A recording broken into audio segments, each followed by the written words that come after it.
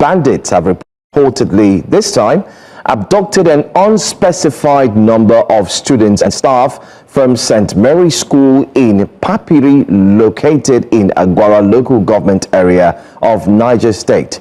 Confirming the incident in a telephone interview, the head of disaster and relief for Kwara local government, Ahmed Abdullahi Rufai, revealed that the attackers invaded the school in the early hours of the morning between 2 a.m. and 3 a.m. He noted that the exact number of abducted students and staff is yet to be determined as authorities continue to assess the situation. Exactly what lies at the root of this violence?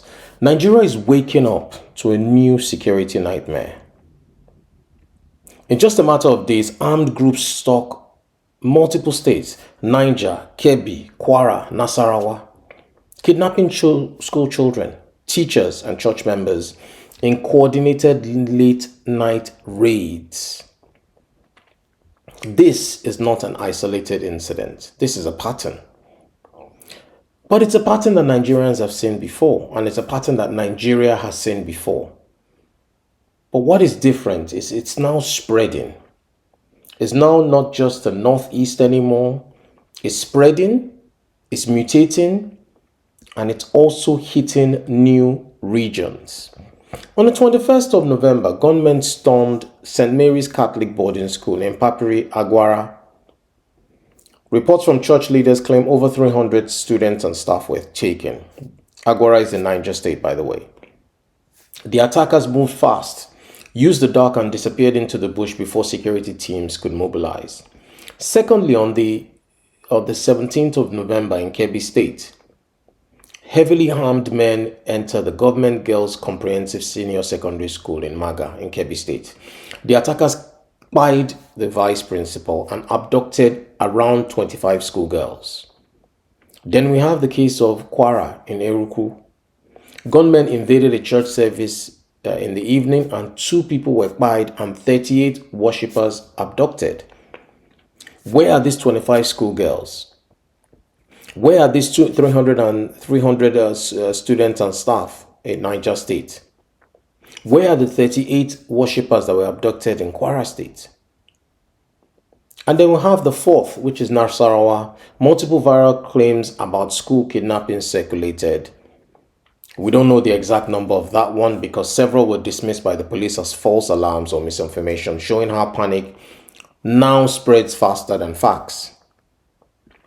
The attackers targeted boarding schools and a church, the softest of soft targets, I have to say, the most vulnerable. People are going to church for different reasons: to pray, to ask God for forgiveness, to ask God for blessings, to worship, to sing. You don't usually associate a church with where you're not going to be safe. A boarding school, parents have sent their children to boarding school only to hear things like this. These are places where attackers know security is thin, visibility is low, and the element of surprise is guaranteed.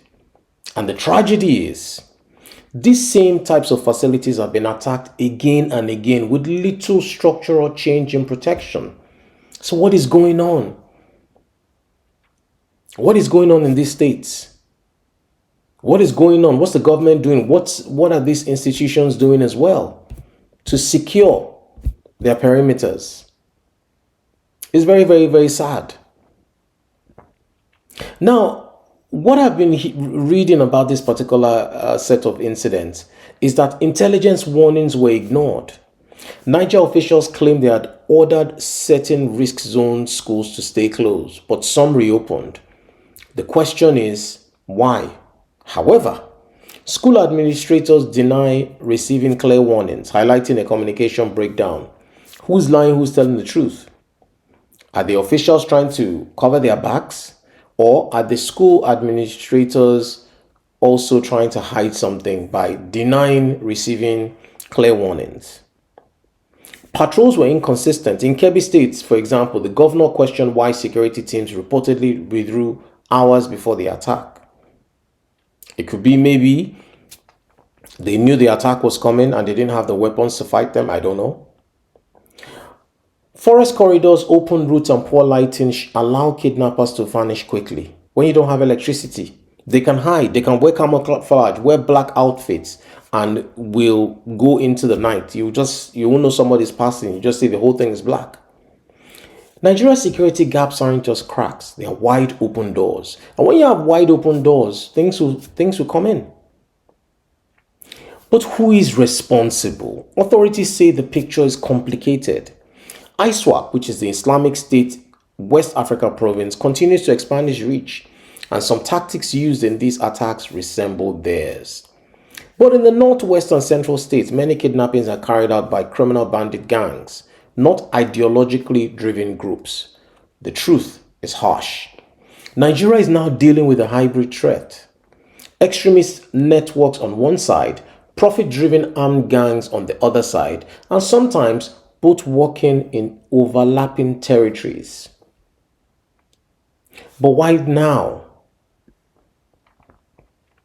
Experts are pointing to a perfect storm of weak governance, weapon proliferation, rising poverty and youth unemployment, collapsing local economies, porous borders, influence from Sahel insurgent networks. This isn't just internal failure. This is the ripple effect of a destabilized West Africa. Now, the current administration, it didn't happen just in the current administration. This has been going on as far back as 2014. Some will even say 2012 that this has been going, but it has been unchecked. Now we've had 3 presidents now. GJ, PMB, and Bola Ahmed Tinubu's presidencies. And we're still having the same insurgency and the same attacks. I won't even bore you with what happened on a certain Christmas day where a church was bombed.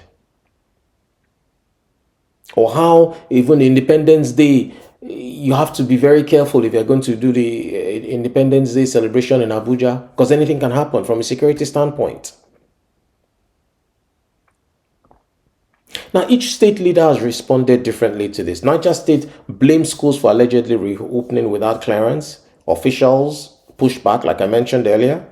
Kebbi's governor criticized the withdrawal of security agents before the attack. Kwara's governor met CAN leaders, Christian Association of Nigeria, visited Eruku, and requested extra troop deployments.